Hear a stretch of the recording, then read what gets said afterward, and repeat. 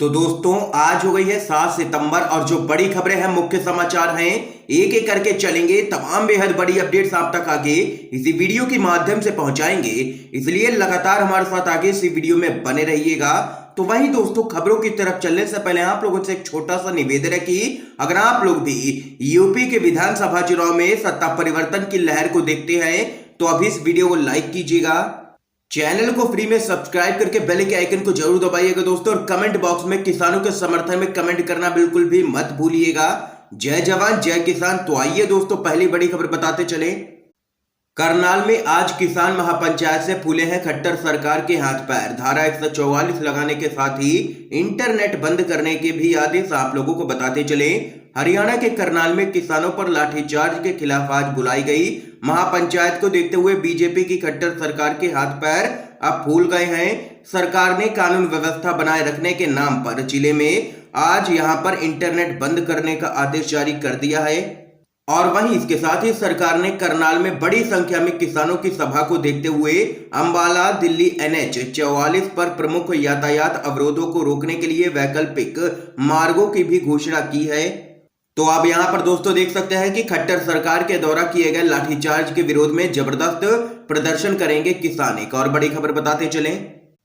Tribunal में खाली पदों पर सुप्रीम कोर्ट की केंद्र की मोदी सरकार को फटकार, कहा हमारे धैर्य की परीक्षा मत लीजिए। आप लोगों को बताते चलें, अलग अलग ट्रिब्यूनल में खाली पदों के मसले पर सुप्रीम कोर्ट ने कड़ी नाराजगी जताई है। कोर्ट ने कहा है कि सरकार उसके आदेशों का सम्मान नहीं कर रही है। कोर्ट ने अगले सोमवार तक सभी पदों को भरने के लिए कहा है। कोर्ट ने यह भी कहा है कि सरकार के इस रवैये के चलते कई ट्रिब्यूनल बंद होने की कगार पर पहुंच गए हैं। ट्रिब्यूनल में खाली पदों का मसला सुप्रीम कोर्ट में काफी समय से लंबित है। सरकार ने कई बार इन पदों को भरने का आश्वासन तो दिया, लेकिन इस सिलसिले में ज्यादा कुछ भी नहीं किया। इस समय लगभग 240 पद खाली हैं। और वहीं चीफ जस्टिस NV रमन्ना की अध्यक्षता वाली 3 जजों की बेंच ने सॉलिसिटर जनरल तुषार मेहता से कहा है कि हम सरकार से टकराव नहीं चाहते हैं, इसलिए कोई आदेश तो जारी नहीं कर रहे हैं, लेकिन आपको चेतावनी देकर के छोड़ रहे हैं। हमारे धैर्य की परीक्षा मत लीजिए। ये यहां पर सुप्रीम कोर्ट ने कड़े शब्दों में फटकार लगा दी है मोदी सरकार को। एक और बड़ी खबर बताते चलें।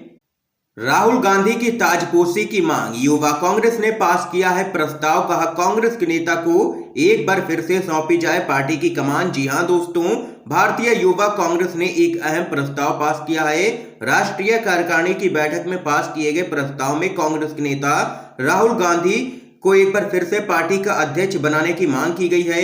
युवा कांग्रेस की 2 दिवसीय राष्ट्रीय कार्यकारिणी की बैठक यहां पर गोवा के पणजी में शुरू हुई थी। इसमें देश भर से युवा कांग्रेस के सभी राष्ट्रीय पदाधिकारी और प्रदेश अध्यक्षों ने भाग लिया। और वहीं युवा कांग्रेस के राष्ट्रीय अध्यक्ष श्रीनिवास बीबी ने कहा है कि राहुल गांधी को एक बार फिर से कांग्रेस पार्टी का राष्ट्रीय अध्यक्ष बनना चाहिए। इसके लिए बैठक में सर्वसम्मति से इसका प्रस्ताव पारित किया गया है। वह इकलौते ऐसे नेता हैं जो जनता के मुद्दे पुरजोर ढंग से उठा रहे हैं और मोदी सरकार उनसे डरी हुई नजर आ रही है। ये यहां पर कहना है श्रीनिवास बीबी का। एक और बड़ी खबर की तरफ बढ़ते हैं दोस्तों।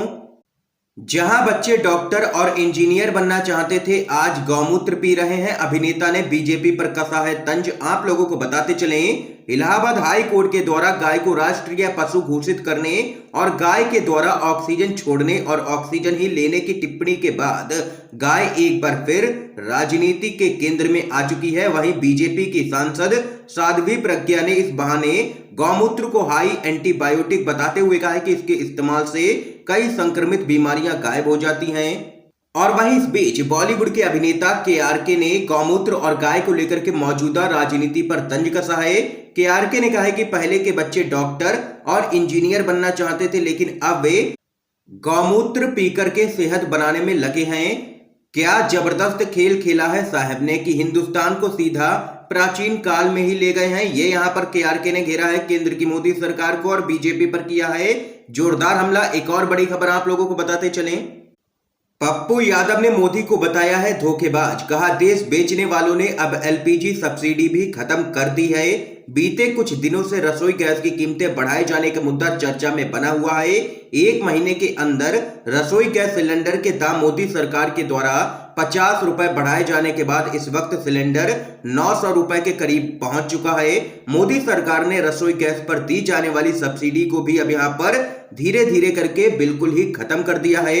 रसोई गैस के दाम बढ़ने से गरीब परिवारों का गणित पूरी तरह से बिगड़ चुका है। उनके लिए, परिवार के लिए खाना कमाना और खाना बनाना भी महंगा कर दिया गया है। आलम यह है कि आने वाले वक्त में अगर ऐसे ही रसोई गैस के दाम बढ़ते रहे तो देश भुखमरी के कगार पर पहुंच जाएगा।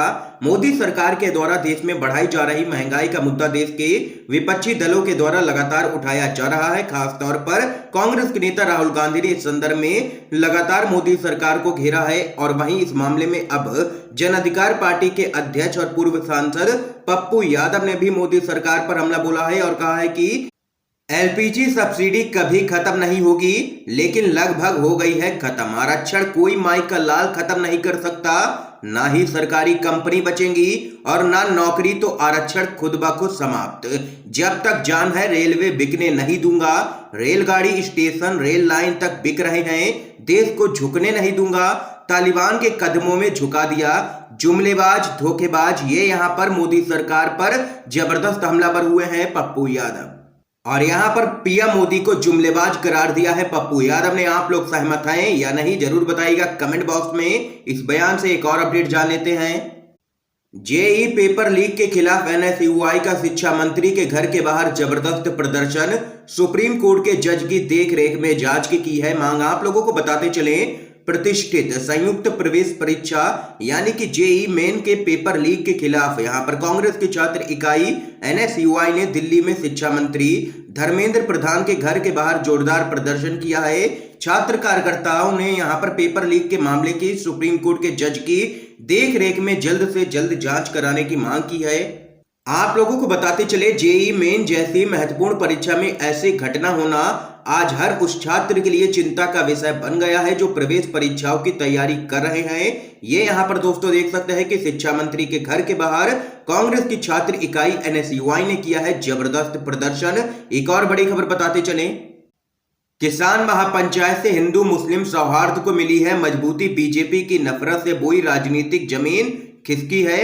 मायावती का जोरदार हमला। आप लोगों को बताते चले, बीएसपी की सुप्रीमो मायावती ने मुजफ्फरनगर में हुई किसान महापंचायत को लेकर के बीजेपी पर निशाना साधा है। उन्होंने कहा है कि किसान महापंचायत में हिंदू मुस्लिम सांप्रदायिक सौहार्द के लिए किया गया एक प्रयास अति सराहनीय कदम है। इससे मुजफ्फरनगर दंगों के गहरे जख्मों को भरने में थोड़ी मदद मिलेगी। और वहीं मायावती ने आगे कहा है कि किसान देश की शान है और हिंदू मुस्लिम भाईचारा के लिए मंच से सांप्रदायिक सौहार्द के लिए लगाए गए नारों से बीजेपी की नफरत से बोई हुई उनकी राजनीतिक जमीन खिसकती हुई दिखने लगी है। ये यहां पर कहना है मायावती का। एक और बड़ी अपडेट आप लोगों को बताते चले, फिरोजाबाद के हाल पर बोले हैं अखिलेश यादव। कोविड में व्यवस्थाएं तो सबने देखी हैं, अब बच्चों की जान तो बचा ले सरकार। आप लोगों को बताते चले, समाजवादी पार्टी के मुखिया एवं यूपी के पूर्व मुख्यमंत्री अखिलेश यादव ने आगरा में भाजपा सरकार पर जमकर के हमला बोला है। फिरोजाबाद के सवाल पर उन्होंने कहा है कि कोविड में क्या व्यवस्थाएं की ये तो सबने देखा ही है, कम से कम अब बच्चों की जान तो ये सरकार बचा ले।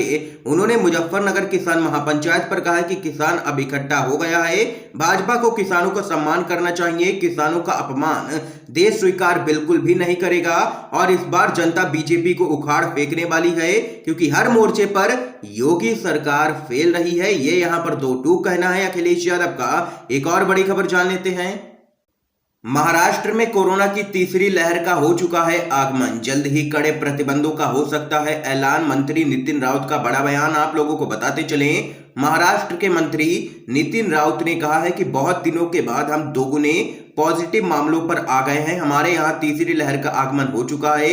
जल्द ही आपदा प्रबंधन की बैठक होगी। कुछ निर्बंध लगाने का फैसला हुआ है, लेकिन जनप्रतिनिधियों से चर्चा में अंतिम फैसला लेंगे यहाँ पर और जल्द ही कड़े प्रतिबंध लगाए जाएंगे राज्य भर में। ये यहाँ पर कहना है मंत्री नितिन राउत का। दोस्तों, इस समय की सभी बड़ी खबरें थी जो हमने आप लोगों तक पहुंचाई हैं यू&बीडीवी के माध्यम से। इन खबरों पर आप लोगों की क्या कुछ राय है जरूर बता सकते हैं कमेंट बॉक्स में कमेंट करके। वीडियो को ज्यादा से ज्यादा शेयर कीजिएगा ताकि आप सभी के दोस्त भी इन खबरों को जान सकें। वीडियो देखने के लिए दोस्तों आप सभी का बहुत बहुत धन्यवाद। जय हिंद, जय भारत।